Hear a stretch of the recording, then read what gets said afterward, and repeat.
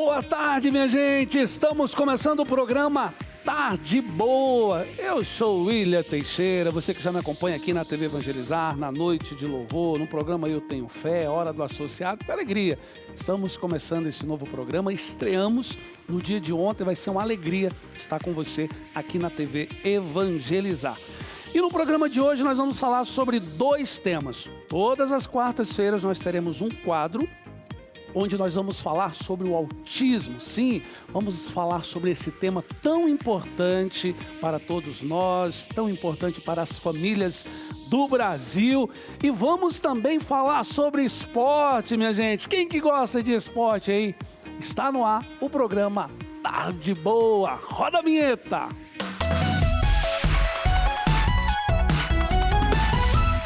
Gente, o tema autismo é muito importante para os dias de hoje. Nós precisamos conhecer, nós precisamos aprofundar e dar suporte, dar auxílio para tantas famílias que necessitam da nossa ajuda, do nosso cuidado.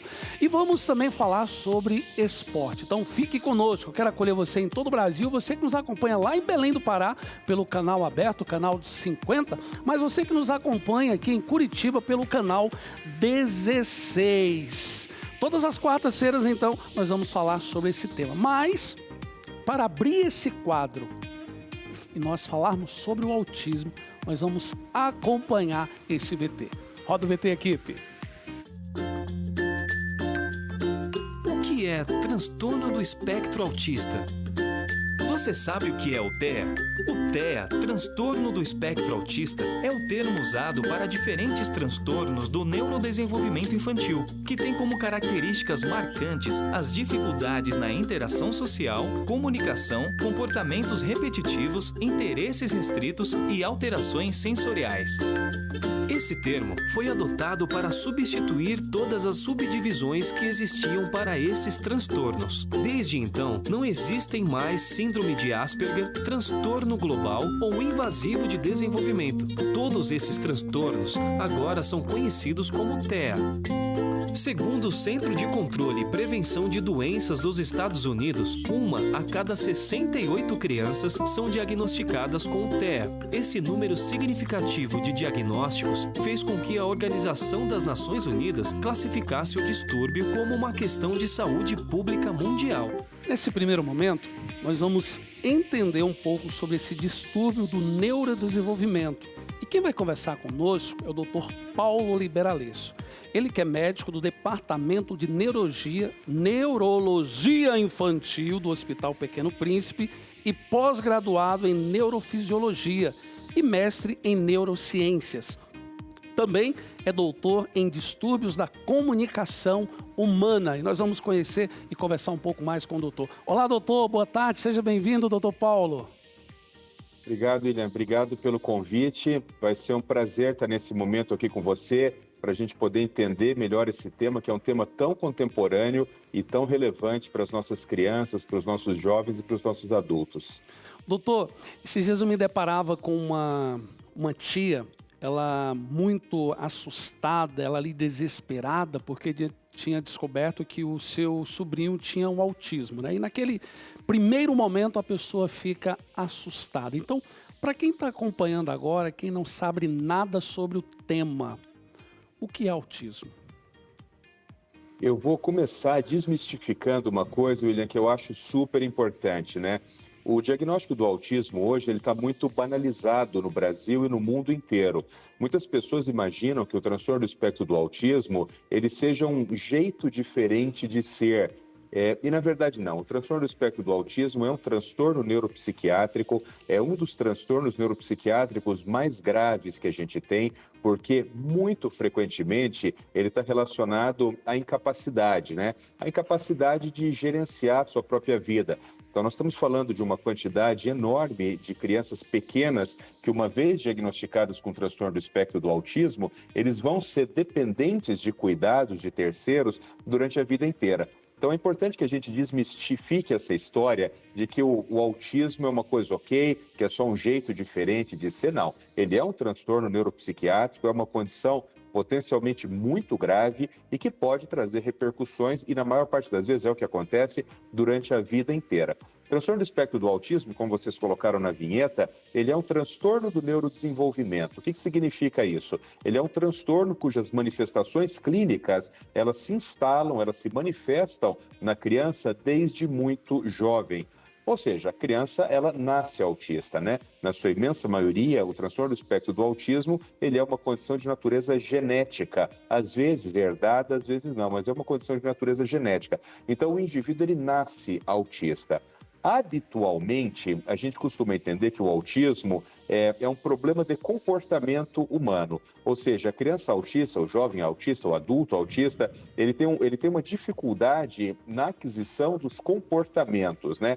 Como que habitualmente a imensa maioria das famílias começa a suspeitar que uma criança está dentro do transtorno do espectro do autismo?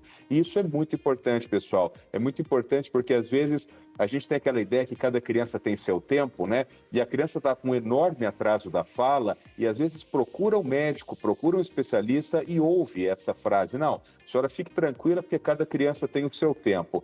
E aí, quando você vai fazer o diagnóstico, esse diagnóstico já está muito tardio. A gente já perdeu muito tempo do diagnóstico que a gente poderia estar intervindo, que a gente poderia estar tratando essa criança.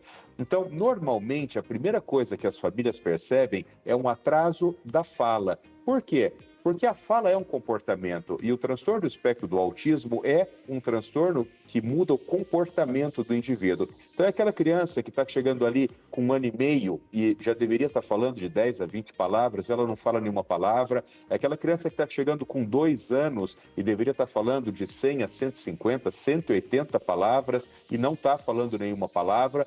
Essa é aquela criança que você tem que ficar muito atento, né? Então, eu diria para as famílias assim, se você tem um bebê pequeno em casa e você começa a perceber comportamentos que são diferentes, então, aquele bebê que está demorando para começar a falar, aquele bebê que não tem um bom contato visual, os bebês, desde muito pequenos, eles olham nos olhos, né? Então, aquele bebê que ele não olha nos olhos, aquele bebê que não reage bem aos estímulos ambientais, ou aquele bebê que tem as chamadas estereotipias, né? Então, aqueles movimentos com as mãozinhas, aquele olhar para as mãozinhas. Então, todos esses são sinais muito precoces do transtorno do espectro do autismo. Claro que não é para alarmar a família, mas se você percebe alguma característica diferente no seu bebê, discuta isso com o pediatra. Se o pediatra tiver dúvida, procure um especialista, procure um neuropediatra, procure um fonoaudiólogo. O fonoaudiólogo é o especialista da linguagem, da comunicação e da fala. Então, eu costumo sempre dizer, William, que na medicina, principalmente na medicina das crianças, né, é muito melhor a gente errar para mais do que a gente errar para menos, né? Porque muitas vezes quando você erra para menos, você atrasa um diagnóstico e isso vai custar um preço muito caro no desenvolvimento futuro dessa criança. Ô, doutor, quanto mais cedo, então, essa criança ser diagnosticada, é melhor, né? Mas questão de idade, qual a idade, por exemplo, para essa criança, o neuro, por exemplo, dar um laudo para essa criança? Eu vou te dizer, a criança mais jovem que eu tenho diagnosticada com autismo é um bebê de 9 meses de idade, né? Claro, William, que isso é um diagnóstico ultra precoce, mas por quê? Porque eu atendo autista o dia inteiro, então é claro que os meus olhos, eles ficam muito treinados para perceber os sinais e sintomas do transtorno do espectro do autismo. Mas eu te diria assim, ó, quanto antes possível, se você conseguir antes de 2 anos, é espetacular. Porque antes de 2 anos, você vai ter uma criança ainda muito jovem e você começa uma intervenção com chance de recuperação das habilidades enorme. Mas eu quero fazer um contraponto aqui que é importante.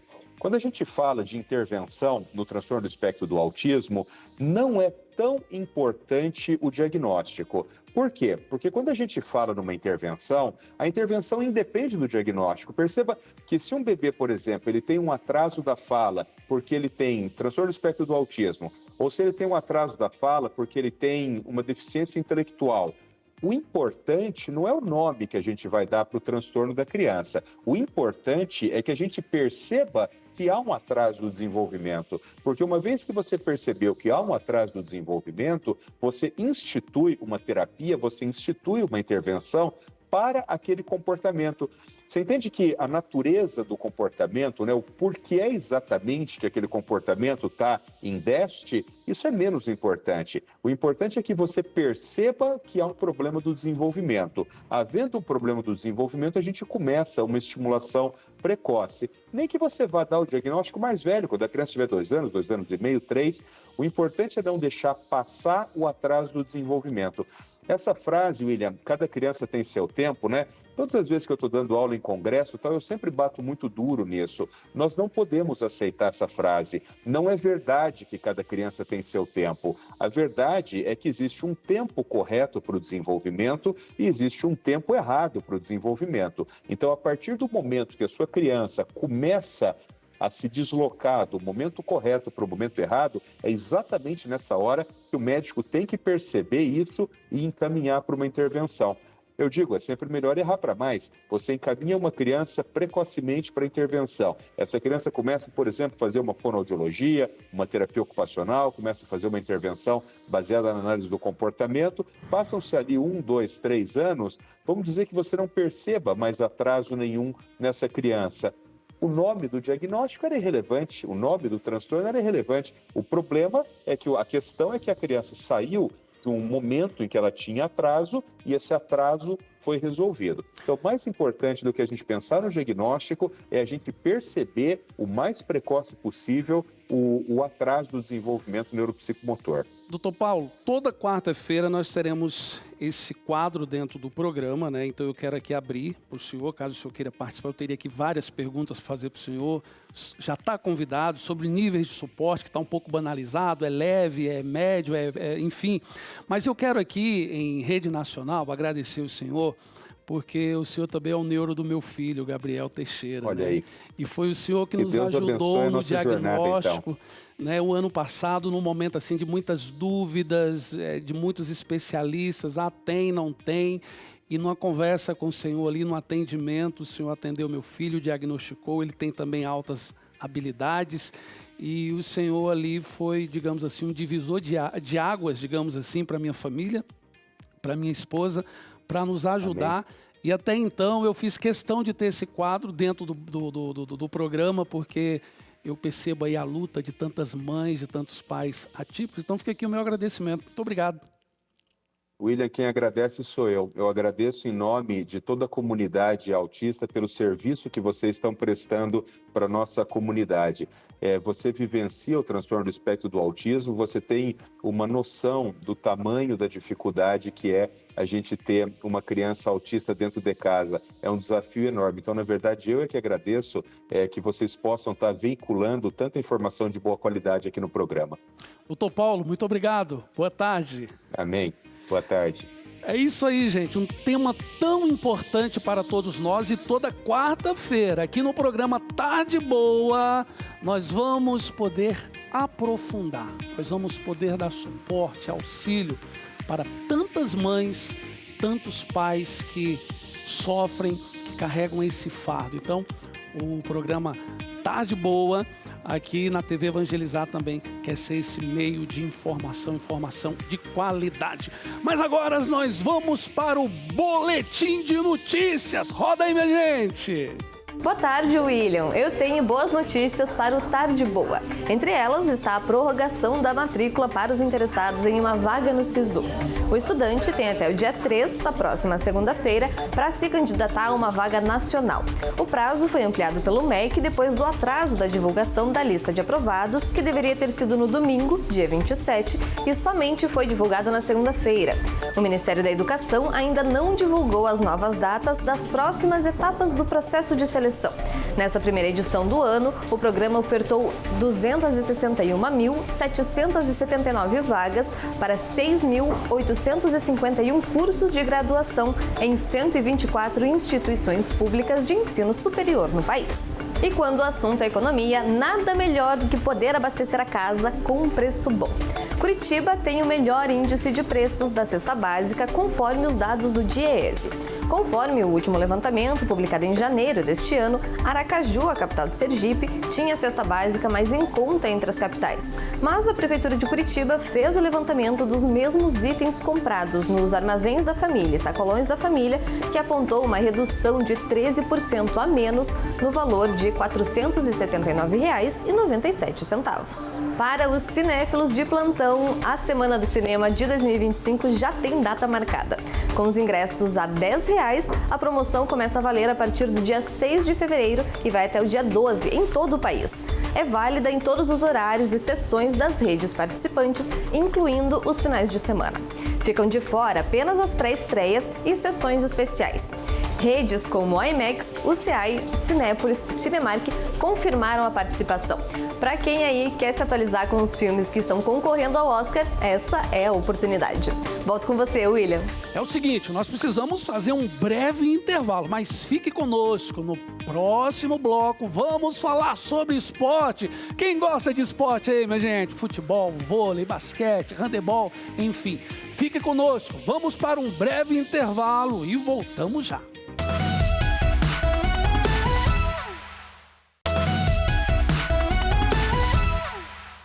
Estamos de volta, meu povo. O programa Tarde Boa aqui na TV Evangelizar. E todas as quartas-feiras nós vamos falar sobre esporte e vamos falar sobre autismo. Mas antes disso, eu quero lembrar você que faz parte da Associação Evangelizar, você que ama essa obra de evangelização, que nós precisamos muito da sua ajuda. Praticamente aí o final do mês e nós contamos com a sua generosidade. Então, se você ainda não fez a sua contribuição, está aparecendo aí o QR Code, também a nossa chave Pix, para que você possa nos ajudar com qualquer quantia, qualquer valor, e você vai estar nos ajudando a levar um conteúdo como esse, um conteúdo de qualidade, informação, entretenimento, e para que juntos nós possamos evangelizar o Brasil e o mundo e possamos levar também essa mensagem de fé e de esperança para tantas pessoas. Então, faça a sua contribuição e nos ajude. Mas agora nós vamos falar sobre esporte. Você gosta de jogar uma bolinha? E aí, piazada? E a galera aí atrás nas câmeras? O que vocês gostam? Você gosta de jogar futebol? E a mulherada? Gosta de vôlei? Basquete? Você pratica algum esporte? Qual esporte que você pratica? Nós vamos conversar um pouco com um profissional de educação física que vai nos dar uma pincelada sobre esse assunto. O Carlos Eduardo Lima Rocha de Oliveira, ele é vice-presidente do Conselho Federal de Educação Física, ele é graduado em Educação Física pela Faculdade de Alagoas, ele é mestre em Educação Física pela Universidade Federal de Sergipe e atualmente em equipe multiprofissional em reabilitação física funcional. Nós vamos conversar com o Carlos. Olá, Carlos, boa tarde, seja bem-vindo aqui na TV Evangelizar, no programa Tarde Boa. Boa tarde, muito obrigado pelo convite, muito feliz de estar nesse momento esportivo do programa. Muito obrigado. Carlos, nós sabemos da importância do esporte. O esporte serve para a inclusão, a questão de saúde, enfim. O esporte é muito importante, isso nós já sabemos. Mas gostaria que você pudesse aí introduzir, de repente, falar um pouco como que surgiu essa história do esporte e dar uma pincelada para quem está nos acompanhando em casa.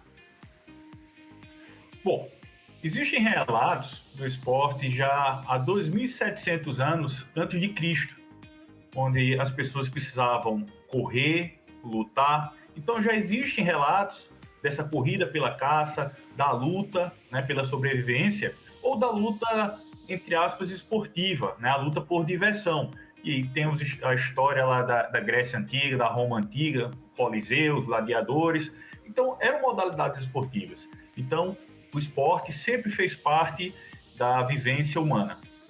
E nós conseguimos hoje mensurar quantos esportes hoje existem, por exemplo, modalidades existem hoje no mundo? Hoje, existem alguns estudos que demonstram que são mais de 8.000 modalidades esportivas. 8.000? Exatamente, e crescem cada dia mais, sendo inventadas novas modalidades esportivas. E isso é interessante, porque vai agregando a qualquer gosto, né? O importante é praticar o esporte. Então, tem esporte para todos os gostos, todas as idades, todos os gêneros. Tem algum esporte que tem, assim, de repente, uma restrição de idade? Olha, a partir de tanto até tanto, a partir daqui já não dá. O que você poderia falar nesse sentido? O esporte, né, ele é uma modalidade que ele estimula os sinais vitais. Respiração, frequência cardíaca. E é necessário sempre um cuidado ao executar, ao praticar o esporte. Então, o recomendável é que, determinada idade, procura o médico, faz um check-up e vai adequar a modalidade esportiva para o seu gosto. Se você não consegue, tem algum problema de joelho, você não consegue uma atividade esportiva, não pode executar uma atividade esportiva de impacto, ou seja, tem que pular, por exemplo, para sobrecarregar joelhos, e articulações, joelho e tornozelo, procura uma atividade que não tem impacto, uma atividade aquática, por exemplo. Né? Então, o importante é praticar o esporte. Existem algumas restrições, mas nada que impeça a prática esportiva. Sempre vai existir uma prática esportiva exata para o seu biotipo, as suas necessidades. O que é importante hoje nós pensarmos antes de dar início a um esporte, por exemplo? Você falou a questão de um teste, aptidão física, mas uma pessoa sedentária, por exemplo, assim, qual uma dica? Primeiro de tudo, mais importante, sempre com um profissional de educação física. Sempre, importantíssimo. Eu costumo dizer que a diferença entre o remédio e o veneno é a dosagem. Então, se uma pessoa, como o senhor colocou, uma pessoa sedentária, vai praticar um exercício físico fora das especificações que o corpo dele suporta, vai acontecer um sinistro. O que é o sinistro? Uma lesão ou morte. Então, sempre acompanhado por profissional de educação física, faz todos os exames preparatórios, procura um médico, né? E, para a execução, sempre acompanhado por um profissional de educação física. Então, hoje o acompanhamento é muito importante, né? E uma dica, uma mensagem final, de repente, para quem está naquela, eu pratico, não pratico esporte. Vamos lá, Carlos. Nosso corpo, ele é feito para estar em movimento. Na Europa, já existe uma pandemia, vamos dizer, pandemia não, uma crise sanitária relacionada à obesidade. E essa crise já está chegando no Brasil. Os dados informam, as pesquisas, os estudos mostram que a obesidade já se instalou no Brasil. Então, pratiquem atividade física, sejam ativos fisicamente, pratiquem exercício físico, pratiquem esporte. Esporte é vida. E o mais importante, sempre acompanhado por profissional de educação física. Procura um profissional de educação física, vai no site do Conselho Federal de Educação Física, pesquisa se aquele professor está lá registrado, se ele é realmente registrado, se ele está apto a prescrever o exercício físico para a sua melhoria de qualidade de vida. Obrigado, Carlos. Obrigado aí pela sua participação, viu? Muito obrigado. Eu que agradeço. Gente, a importância, né? Aquela velha e recomendada caminhada nunca faz mal. Então nós precisamos cuidar do nosso corpo, nós precisamos, como o Carlos Eduardo dizia, esporte é vida. Então, pratique esporte. E agora nós vamos para o quadro Tá em Alta, minha gente. O que que tá em alta nesse mundão de meu Deus, hein? O que que tá em alta? O que que tá pegando? O que que tá rolando nesse mundão aí? Ó do VT. Vamos aos negócios que estão em alta. Sustentabilidade. Empresas que têm foco em sustentabilidade e que priorizam uma relação saudável com o nosso planeta ganham cada vez mais espaço e visibilidade no mercado. Em estudo realizado pela consultoria AI e divulgado pela revista Exame, apontou que 73% dos brasileiros estão mudando para alternativas sustentáveis nos produtos que compram, priorizando bens que têm um impacto menor no meio ambiente. E agora a Copa América, finalíssima 2025. A partida final entre Argentina e Espanha, a finalíssima 2025, ainda não tem data definida. Os times são campeões, respectivamente, da Copa América e da Eurocopa 2024. A disputa entre as duas melhores equipes da atualidade ainda não foi definida por conta dos compromissos de suas respectivas confederações. As possíveis datas estipuladas são em março de 2025 ou em março de 2026. Produtos mais vendidos na internet. Smartwatch. Uma pesquisa publicada pela E-Commerce Brasil indica que 55,1% dos brasileiros adultos preferem comprar produtos online em vez de lojas físicas. Você aí, faz parte desta estatística? Pois é, se você, assim como a gente, adora dar uma olhadinha nos sites de compra online, vamos dar uma dica do que está em alta por aí. Os smartwatches estão conquistando corações. Os relógios inteligentes monitoram atividades físicas e conectam-se aos celulares para obter notificações instantaneamente, ou seja, são tendência. Então, fica a dica. E agora, Graciane Barbosa. Vamos falar dos consumos de ovos. Acho que todos nós vimos a influenciadora fitness que diz comer 40 ovos por dia. O que vocês acham sobre isso? De acordo com a Associação Brasileira de Proteína Animal, o aumento do consumo per capita de ovos foi de 242 a 258 unidades por brasileiro, um crescimento de 6,5%. O ovo é um alimento bastante popular por ter baixo custo e ser de fácil preparo, possuir proteínas de alta qualidade e colaborar para a construção e a reparação muscular. Contudo, em excesso, pode sobrecarregar os rins e aumentar o risco de problemas renais. Aí, minha gente, esse é o quadro Tá em Alta. Então, no programa de hoje, você acompanhou um pouco sobre autismo, esse tema tão importante para toda a sociedade. Falamos um pouco sobre esporte. E esporte é vida, minha gente. Teve também o boletim Evangelizar e o quadro Tá em Alta. E amanhã, deixa eu falar uma coisa para você. Amanhã nós temos um quadro chamado Fofoca Séria. Isso mesmo, ele? Sim, o quadro Fofoca Séria, amanhã, quinta-feira. E vamos falar também sobre inteligência artificial. Lembrando que todo esse conteúdo fica no nosso canal do YouTube, youtube.com/TV Evangelizar. Vou ficando por aqui, programa Tarde Boa, e eu espero por você amanhã, hein? Fique conosco, abraço.